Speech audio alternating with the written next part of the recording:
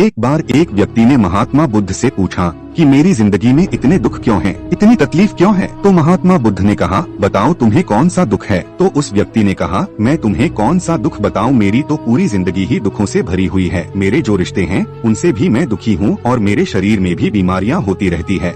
एक के पीछे एक दुख लगा ही रहता है। मैं ना ही अपने रिश्ते से खुश हूँ और ना ही अपने परिवार से खुश हूँ, ना अपने मन से खुश हूँ और ना ही अपनी जिंदगी से खुश हूँ। लगता है ऐसी जिंदगी से अच्छा है कि मैं मर जाऊँ, कोई मतलब ही नहीं है जीने का। तब महात्मा बुद्ध ने उस व्यक्ति से पूछा, तुम्हारे इन सभी दुखों का क्या कारण है। तब वह व्यक्ति महात्मा बुद्ध से कहता है, मैं इसीलिए तो आपके पास आया हूँ कि आप ही बताओ मेरी जिंदगी में इतने दुख क्यों हैं, सबका क्या कारण है। महात्मा बुद्ध ने उस व्यक्ति से कहा, जरा गहराई से सोचो, देखो, विचार करो, गहराई से सोचो कहाँ है तुम्हारा दुख, क्या कारण हो सकता है तुम्हारे दुख का। उस व्यक्ति ने बहुत सोचा पर उसे जब कुछ समझ नहीं आया तो महात्मा बुद्ध है उसे उत्तर दिया कि तेरे सारे दुखों का कारण तू ही है, यह तेरे मन की आसक्ति है, तेरे मन का मोह है।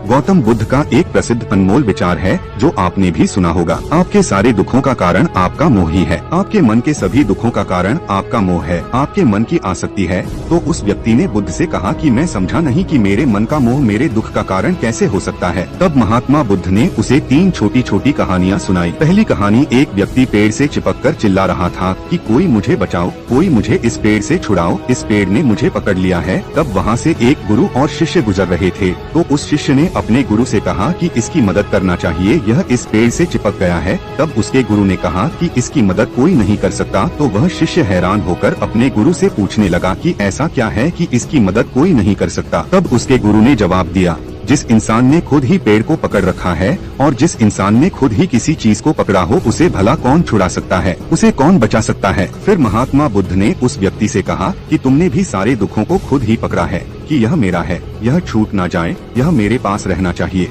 और तेरे सारे दुखों को का कारण यह मैं और मेरे का बंधन है। फिर बुद्ध ने उसे दूसरी कहानी सुनाई। दूसरी कहानी, जैसे एक मकड़ी वह खुद ही जाल बुनती है और जाल बुनते बुनते एक दिन ऐसा आता है कि वह खुद ही उस जाल में फंस जाती है और वह चाह कर भी उस जाल से बाहर नहीं निकल पाती है। ऐसे ही तूने भी अपनी जिंदगी में कितने ही रिश्ते बनाए हैं, कितनों से मोह लगाया है, कितनों को अपना माना है और उनमें मोह रखने के कारण आज वह तुम्हें दुख दे रहे हैं। सारी दुनिया में कुछ भी होता रहे, हमें दुख सुख नहीं होता है। हमें दुख सुख तब होता है जब हमारे अपनों के साथ कुछ होता है या फिर हमारा अपना हमारे साथ कुछ करता है। फिर महात्मा बुद्ध ने उसे तीसरी कहानी सुनाई। तीसरी कहानी, जब शहद से भरे एक डिब्बे में एक उड़ती हुई मक्खी घुस जाती है तब उसे शहद के मीठे रस में उसे बहुत आनंद आता है, वह बहुत प्रसन्न होती रहती है और अगर वह चाहे तो थोड़ा सा शहद का रस लेकर वहाँ से उड़ सकती है, लेकिन वह शहद के रस में इतना डूब जाती है, इतना खो जाती है कि वह वहाँ से उड़ना ही नहीं चाहती और उस शहद को लेते लेते उसके पैर और पंख शहद में फंस जाते हैं।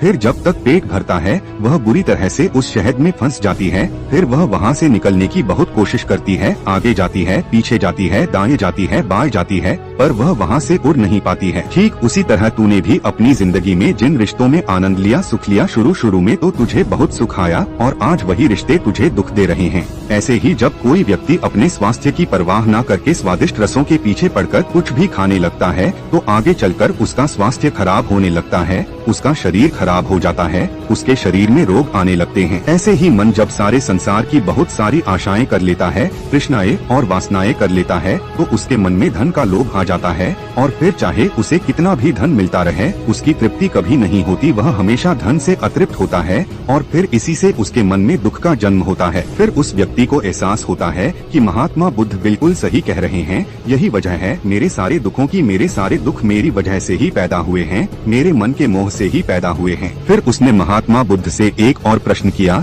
कि आपने मुझे कारण तो बता दिया, अब आप मुझे इसका उपाय भी बताइए। तब महात्मा बुद्ध ने कहा, अगर तुम सारे दुखों से पार होना चाहते हो तो अपने मन को मोह और वासनाओं से ऊपर उठाकर प्रेम और संतोष से भर दो, क्योंकि जिसके हृदय में प्रेम और संतोष का दिया जल गया उसके मन से फिर मोह और वासना का सारा अंधकार ही दूर हो जाता है। हालांकि यह बात कहने में बहुत आसान है लेकिन करना बहुत मुश्किल है। लेकिन जो भी व्यक्ति महात्मा बुद्ध के इस उद्देश्य को समझ गया वह सारे दुखों से पार हो जाएगा। यही कहानी हमारे भी जीवन की है। हम खुद ही रिश्ते जोड़ते हैं और बाद में खुद ही रोते रहते हैं, हम खुद ही प्रेम बढ़ाते हैं और और बाद में खुद ही दुख पाते हैं। हम जिनके पीछे मेरा मेरा करके मरते रहते हैं और आखिर में सबसे ज्यादा दुख वही हमें पहुंचाते हैं, हमारा दिल दुखाते हैं। जिनकी खुशी के लिए हम कुछ भी करने को तैयार रहते हैं, जिनकी खुशी के लिए हम सारी जिंदगी कुर्बान कर देते हैं, आखिर में वही हमारी जिंदगी में अंधकार करते हैं। फिर चाहे वह हमारा परिवार हो, हमारी संतान हो या फिर कोई भी रिश्ता हो, जहाँ पर भी हमने मन में मोह के और आसक्ति के धागे बांध रखे हैं, आप गौर करें तो आपके जीवन में सारा दुख भी शायद यही कहीं से आ रहा है।